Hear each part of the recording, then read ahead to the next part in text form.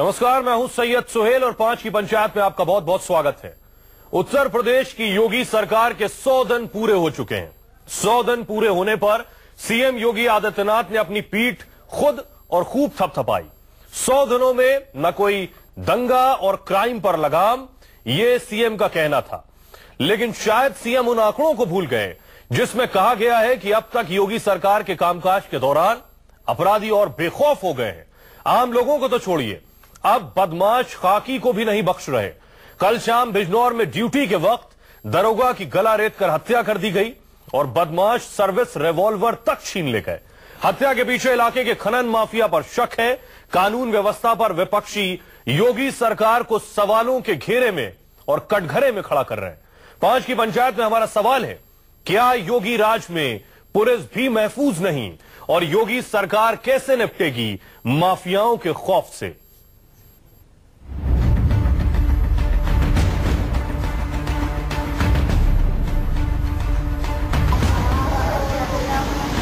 सरकार से क्या मांग करते हो? इंसाफ मिले। कैसा इंसाफ? जिसने भी मारा है उसे भी आज सजा मिले। और जो कुछ हो जाए, मतलब कि मेरे लिए सब तरह का आज जिसने और मतलब तेरा कर हो जाए।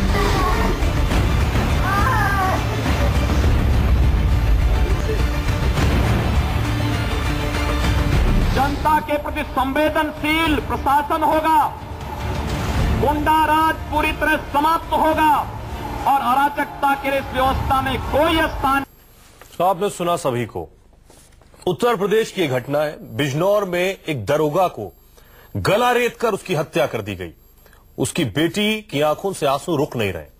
हमारे साथ बीजेपी प्रवक्ता राकेश त्रिपाठी, समाजवादी पार्टी प्रवक्ता घनश्याम तिवारी, कांग्रेस प्रवक्ता राजीव त्यागी जुड़ रहे हैं और इसके अलावा हमारे साथ retired divisional commissioner Saharanpur Tanveer Zafar Ali.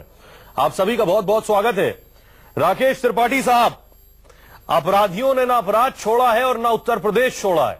Sir, आपको याद होगा 24 मई जब बुलंदशहर में रेप, मर्डर और लूट हुई और 25 मई को आप मेरे साथ टेलीविजन पर थे, तब आप कह रहे थे सर शुरुआत है और आंकड़ों में कमी आई है। लेकिन सर 100 दिन हो गए। 100 दिन में कानून का खौफ अगर सर कायम हुआ होता तो एक दरोगा की गला रेत कर हत्या नहीं हुई होती।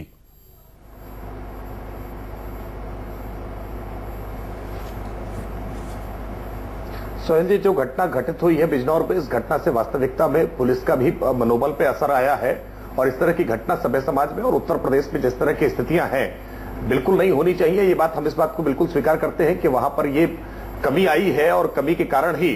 लेकिन मैं अब कहूंगा तो आप फिर तो कहेंगे कि पूर्ववर्ती सरकार पर मैं इसका दोषारोपण कर रहा हूं, लेकिन ये व्यवस्था एक दिन में परिवर्तित नहीं हो जाएगी। वर्षों वर्ष से जो उत्तर प्रदेश में पुलिसिया तंत्र रहा है, पुलिस तंत्र का जिस तरह से भ्रष्टाचार और अपराधियों के साथ गठजोड़ रहा है, अपराधी पूरी तरह से बेखौफ हो चुके हैं। उन्हें खाकी का कोई खौफ नहीं रहा है और पुलिस तंत्र में जो भ्रष्टाचार व्याप्त रहा है उसके कारण ही आज ये परिस्थितियां बनी हैं। कितने दिन में हो जाएगी सर? इस पूरे भ्रष्टाचार के तंत्र को उखाड़ने के लिए लगातार हमने कठोर कदम उठाए हैं। सर, कितने दिन में हो जाएगी? आप क्या उत्तर प्रदेश को लोगों को आश्वस्त कर सकते हैं? 100 दिन बचा चुके, आप कह रहे हैं कोई समय नहीं है। सर, बेहद अफसोसनाक है सर। एक सरकार का प्रवक्ता, एक पार्टी का प्रवक्ता है, कह रहा कोई समय नहीं है, हम बता नहीं सकते अपराध पर लगाम कब लगेगी। सर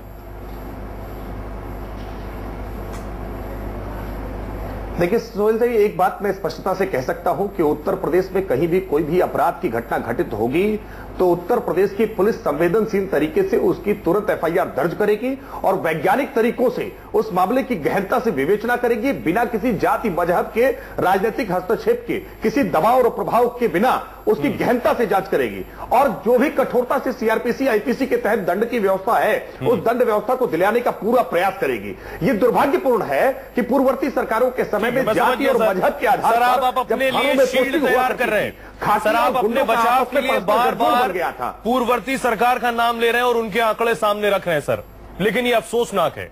आप दरअसल अपराध के खिलाफ ही सत्ता में आए सर और आप ऐसे एक्सक्यूजेस सामने रख रहे हैं। घनश्याम तिवारी साहब, मेरा सवाल आपसे ये, बीजेपी का साफ कहना है कि सर आपने जो महामारी और बीमारी प्रदेश को दी थी उसे जड़ों से उखाड़ फेंकने में हमें मेहनत करनी पड़ रही। देखिए, राकेश जी की बात को सुनकर ऐसा लगता है कि वाकई दुनिया में कुछ चीजें ऐसी हैं जो अमर होती हैं और जो कभी खत्म ही नहीं होती। जैसे इनके भाषण, इनके जुमले, इनके जो भाषण आज आप टीवी पे जो राकेश जी कह रहे हैं, ये 4 साल पहले पूछेगा तो यही कहेंगे, 4 साल बाद पूछेगा तो यही कहेंगे। आज मोदी सरकार भी कह रही है कि 3 साल पहले हमें यूपी ने जो दिया था उसके आधार पर देश आगे नहीं बढ़ पा रहा है। तो कब तक ये पुरानी सरकारों को ब्लेम करेंगे? इन्होंने 2 बातें कही। एक तो उनकी बातों से ऐसा लगा कि ये मरने वाले पुलिस ऑफिसर को ही दोषी मान रहे हैं।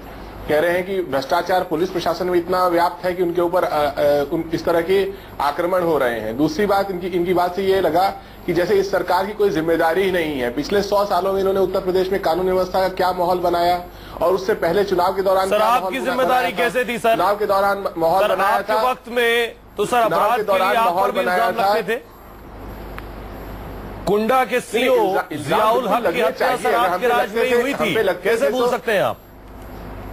हम नहीं भूलना चाहिए, हम पे लगते थे, वो लगने चाहिए। कोई भी सरकार हो उसकी जिम्मेदारी है उसे कटघरे में खड़ा करना चाहिए। और अच्छी बात है कि आप 2 टूक हमें कटघरे में खड़ा कर रहे हैं और हम उससे भाग नहीं रहे हैं। हम नहीं कहते फिरते थे कि विरासत है तो पुलिस प्रशासन में भ्रष्टाचार है। जो हमारी आलोचना थी उसे हम सामने से कबूल करते थे। लेकिन ये लोग क्या कर रहे हैं? पिछले 100 दिनों में आपने देखा कि महिला ऑफिसर के ऊपर भारतीय जनता पार्टी के विधायक, इनके जिला के कार्यकर्ता अलग अलग तरीके से उनके ऊपर अटैक करते हैं। राकेश त्रिपाठी आपके ऊपर गंभीर इल्जाम लगा रहे हैं समाजवादी पार्टी प्रवक्ता राजीव त्यागी। हम आपके पास आएंगे। राकेश त्रिपाठी, आपके ऊपर ये सवाल जरूर उठेंगे कि दरअसल आपके नेता, आपके विधायक, आपके सांसद, आपकी युवा वाहिनी, हर रोज कहीं ना कहीं से खबरें आ रही थी कि कभी पुलिस वाले को कोई धमका रहा है, कभी एसपी को कोई धमका रहा है, कभी दरोगा को कोई धमका रहा है। सर, जब आप खुद ही ये मैसेज दे रहे थे आपके नेता की खाकी से हम बेखौफ हैं, तो अपराधी सर कैसे खौफ में होगा?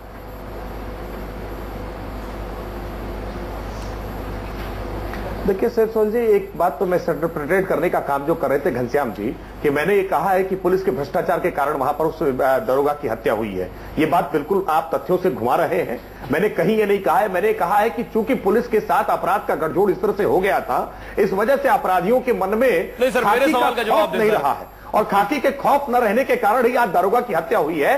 और ये दरोगा की हत्या उन्हीं दरोगा की हत्याओं के सीक्वेंस में है जब लगातार समाजवादी पार्टी मेरे सवाल का जवाब दें सर, से ज्यादा पुलिस वालों मेरे सवाल का जवाब दें। सीधे कह रहा हूं उस बात को। हत्या करने का त्रिपाठी साहब सरकार में हुआ है। त्रिपाठी साहब, मेरे सवाल का जवाब दें। जब आपके नेता, विधायक, सांसद घनश्याम जी ने जो आरोप लगाए हैं, हाँ,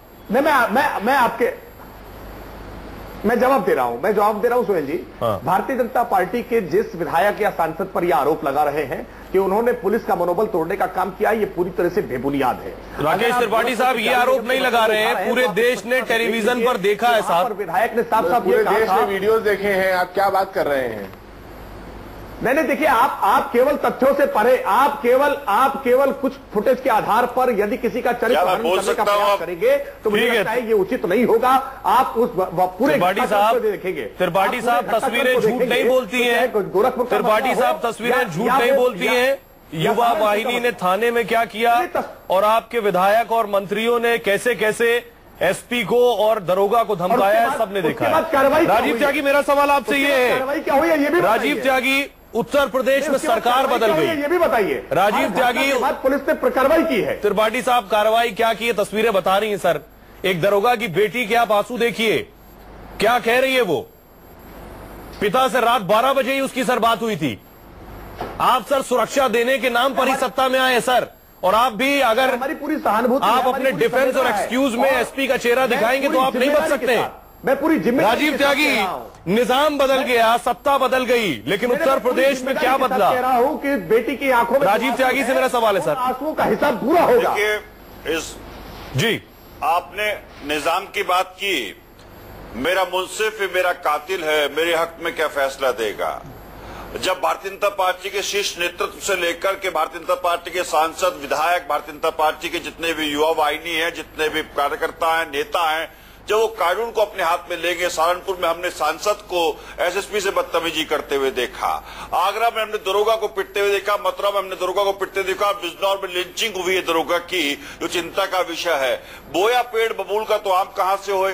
जब लोगों ने बबूल का पेड़ ही बोया तो आम कैसे हो जाएगा? पिछले 100 दिन में योगी सरकार में 1229 हत्याएं, 1321 बलात्कार, 1201 लूट और 40% पूरा क्राइम बढ़ा है। अभी मेरे मित्र कह रहे थे कि विरासत में हमको ये सब मिला है, फिर तो मध्य प्रदेश टॉप कर रहा है पिछले 4 साल से एनसीआरबी के आंकड़ों के तहत बलात्कार में। राजस्थान दूसरे नंबर पे है आज के समय में, महाराष्ट्र तीसरे नंबर पे जहां भारतीय जनता पार्टी की सरकारें हैं। फिर तो आने वाली सरकारें ये कह देंगी कि हमें विरासत में मिला है। आपको संभालने के लिए उत्तर प्रदेश दिया गया था, उत्तर प्रदेश को उत्तम प्रदेश बनाने के लिए दिया गया था, उत्तर प्रदेश को विकास की राह पे अग्रसर करने के लिए दिया गया था। आपको क्राइम के अगेंस्ट मैंडेट मिला था, लेकिन आपने उस मैंडेट को निश्चित रूप से भाई भतीजावाद और अपनी पार्टी के शीर्षस्थ कार्यकर्ताओं से लेकर के नेताओं को शरण देने का काम किया है। राकेश त्रिपाठी, आप जवाब देंगे राजीव त्यागी को, फिर मैं तनवीर जफर साहब के पास आऊंगा। कैबिनेट मिनिस्टर हैं।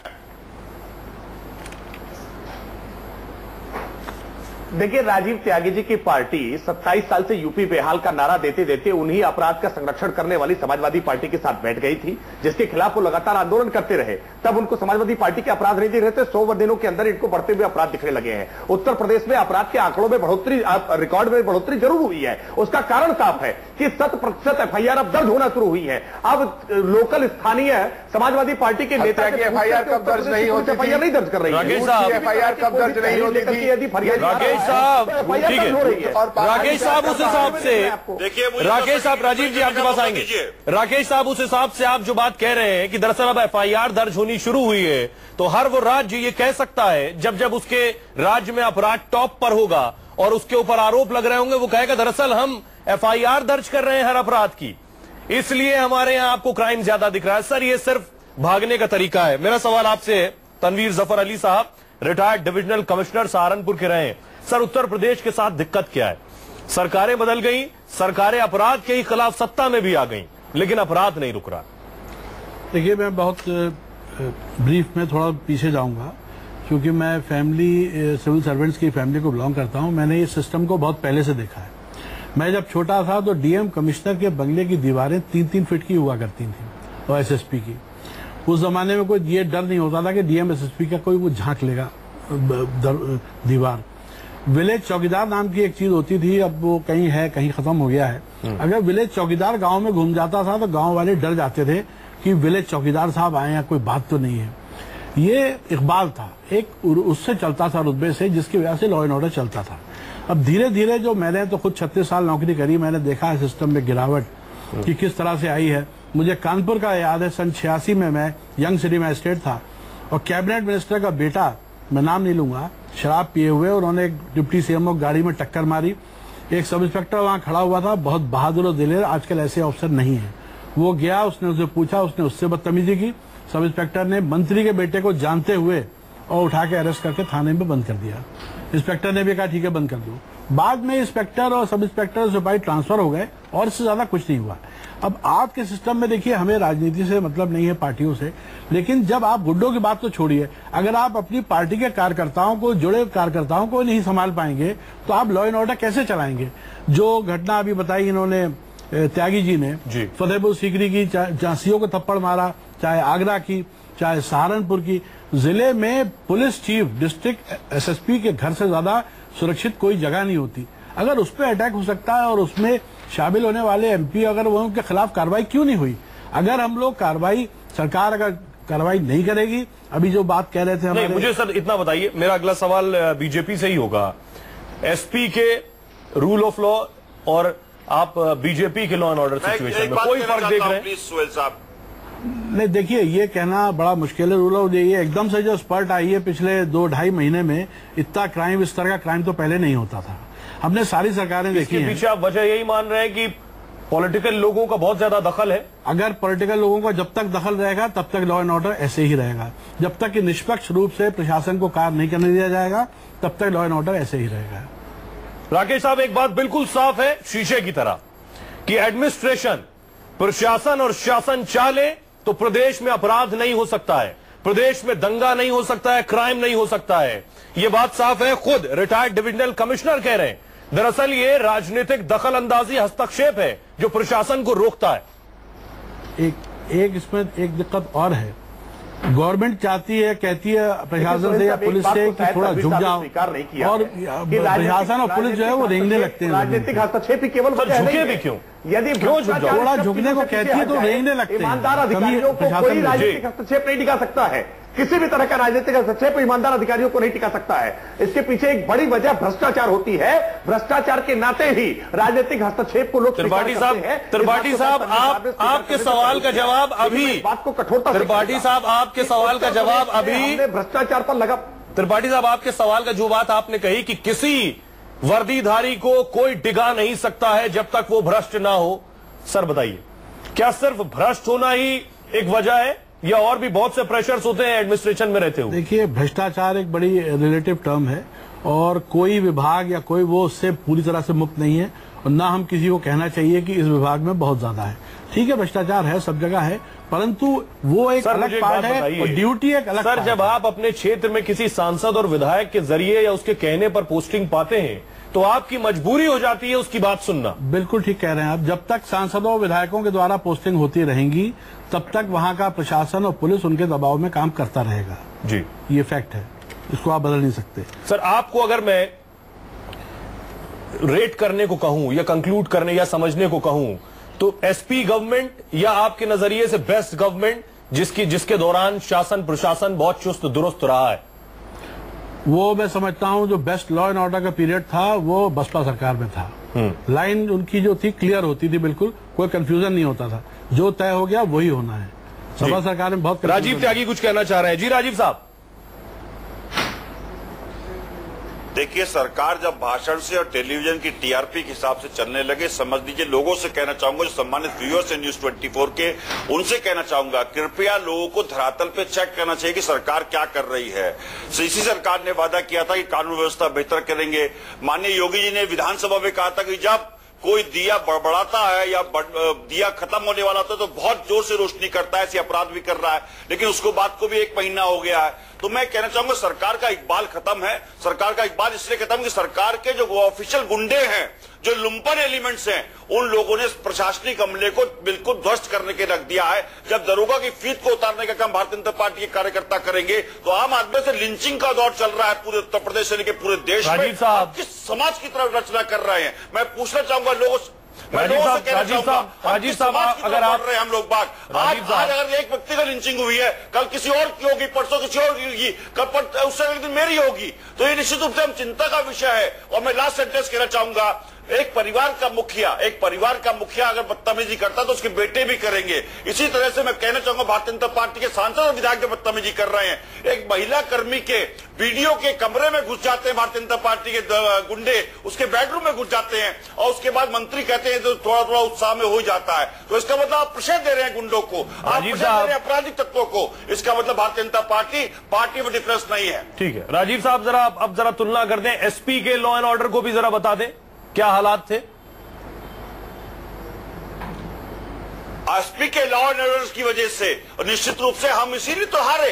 अगर हम हारे हैं तो भारतीय जनता पार्टी भी अगर वही गलती करेगी और ये कहती रहेगी एसपी के लॉ एंड ऑर्डर बहुत बेकार था, तो इसका मतलब भारतीय जनता पार्टी ने क्या किया? आपको बेहतर सरकार देने के लिए 325 सीट दी है जनता ने, बेहतर विकास देने के लिए दी है, रोटी और रोजगार देने के लिए दी है। मैं पूछना चाहूंगा, एक छोटा सेंटेंस कहना चाहूंगा कि 2017 में जुलाई में जब 12वीं पंचवर्षीय योजना खत्म होगी, 1 करोड़ यूपी के नौजवानों को रोजगार चाहिए होगा। क्या सरकार रोजगार के विषय में कुछ काम कर रही है? साहब, आपने जो अपराध की बात स्वीकार की है समाजवादी पार्टी के शासन के दौरान, ये चुनाव के दरमियान आपने नहीं स्वीकार की थी। मेरा सवाल घनश्याम तिवारी जी से है। तिवारी जी, क्या वजह आपको लगती है इनसे उत्तर प्रदेश की कानून व्यवस्था क्यों नहीं संभल रही और आपसे भी क्यों नहीं संभल रही थी? देखिए, 3 वजहें हैं जो जिस माहौल में इनकी सरकार उत्तर प्रदेश को उपद्रव प्रदेश बनाती जा रही है। पहली वजह है अफवाह। आपके न्यूज 24 पर राम मंदिर की बहस के दौरान मैंने कुछ चर्चा की, मेरी बहस को तोड़ मरोड़ करके किसी ने एक बयान चला दिया कि मैंने कुछ मस्जिद के बारे में कहा है। वो बयान इतना चला फेसबुक पर कि लोगों ने मुझे कहा कि आप ऐसा बयान कैसे दे सकते हैं। तो इन्होंने एक अफवाह का तंत्र बना दिया है, जो किसी की बात तोड़ मरोड़ करके उसको फिर भीड़ का एजेंडा बनाया जा सकता है और ये उपद्रव चलता रहेगा इस दौर में। दूसरी बात, जो एक तरफ ये आप अपने भगवाधारियों को, कोई केसरिया गमछा पहनता है और अपने आप को सुपर कॉप मानने लगता है, एक तरफ आप चाहते हैं कि पुलिस उसके अंडर में काम करे। दूसरी तरफ आप चाहते हैं कि पुलिस अकड़कर अपराधियों के खिलाफ बेखौफ काम करे। देखिए, जो कानून तोड़ता है वो सब तरह के कानून तोड़ता है। ऐसा नहीं है कि वो केवल उपद्रव करेगा धर्म के नाम पर और उसके बाद हिंसा नहीं करेगा अपराध के नाम पर। तो ये जो दो मुही बात ये लोग करते हैं, ये सफल नहीं होने वाली। और तीसरी बात, वो भाई भी करेगा, पैसा वसूली भी करेगा, फिर वो व्यक्ति 80 से ज्यादा विधायक हैं, 80 से ज्यादा विधायक हैं, 20 से अधिक मंत्री हैं जिनके ऊपर स्वयं इल्जाम लगे हुए हैं, स्वयं मुख्यमंत्री के ऊपर इल्जाम लगे हुए हैं। ये लोग जो स्वयं कानून की नजर में स्वयं को ठीक है पाक साफ राकेश साहब, मेरा आखिरी सवाल आपसे सर, कैसे पुलिस प्रशासन को कहेंगे कि जाके एक्ट जिस दिन देश में सांप्रदायिक हिंसा करने वाले नेताओं को जनता हराना शुरू कर देगी और सांप्रदायिक हिंसा का बुरा मानना शुरू कर देगी, उस दिन कानून व्यवस्था ठीक हो जाएगी देश। राकेश साहब, एक बच्ची का पिता जो दरोगा है, बच्ची से मिलकर निकलता है, रात को 12 बजे बात होती है उससे, मेरी बात सुन लीजिए साहब, और उसके पिता की हत्या हो जाती है। वो सिर्फ एक वाकया है। इस तरह की घटनाओं में लगातार इजाफा हुआ है। ये तो विषय क्या बताएगा? राजीव त्यागी साहब प्लीज, राजीव साहब प्लीज, अहंकार में मत रहिए। राजीव साहब प्लीज, राजीव साहब प्लीज, माय डियर फ्रेंड, आप गवर्नेंस दीजिए। राजीव साहब वक्त जाया कर रहे हैं आप। मेरा सवाल राकेश जी आपसे है, एक शख्स जो घर से बाहर निकलता है, उसके साथ अपराध हो जाता है, किसी लड़की के साथ बलात्कार होता है, किसी शख्स के साथ लूट होती है, किसी की हत्या होती है। सर, अगर आप सुरक्षा नहीं दे सकते तो इस तरह की सरकार का क्या मतलब?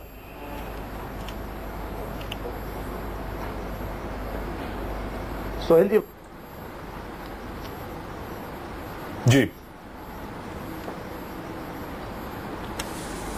राकेश साहब, इतने महत्वपूर्ण सवाल पर टेक्निकल दिक्कत आ गई है, आपके पास दोबारा आएंगे। आखिरी सवाल तनवीर साहब मेरा आपसे यही है कि आखिर कैसे उत्तर प्रदेश की कानून व्यवस्था ठीक हो सकती है, हो भी सकती है या नहीं? देखिए, एक यूनिवर्सिटी में प्रोग्राम चलता है trainers training program. Trainers training program का मतलब है कि वहाँ टीचर्स को भी ट्रेन किया जाता है कि आप किस तरह से बच्चों को पढ़ाएं।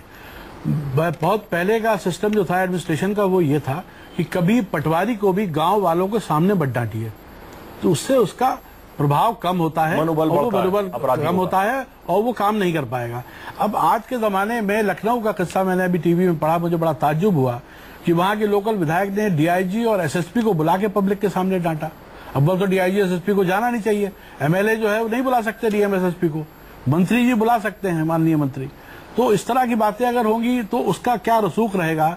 और दूसरी बात एडमिनिस्ट्रेशन और पुलिस की खुद है कि अगर ट्रांसफर का डर दिमाग से निकाल दें और कम से कम जिस चीज के लिए उनको पैसा मिलता है, वर्दी मिली है या अधिकार मिले हैं, उसका वो पूरा कानून के हिसाब से प्रयोग करें। और सर, लव कुमार इसका उदाहरण है, जिनका सहारनपुर से ट्रांसफर हुआ, जितनी सर्विस नहीं उससे ज्यादा वो ट्रांसफर ले चुके हैं।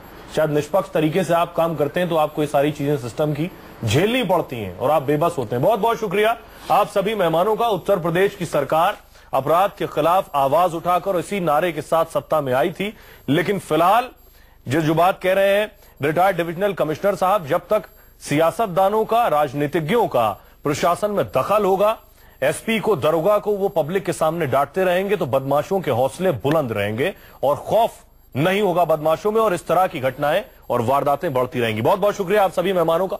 एक छोटे से ब्रेक के लिए रुक रहे हैं, लौट रहे हैं कुछ और।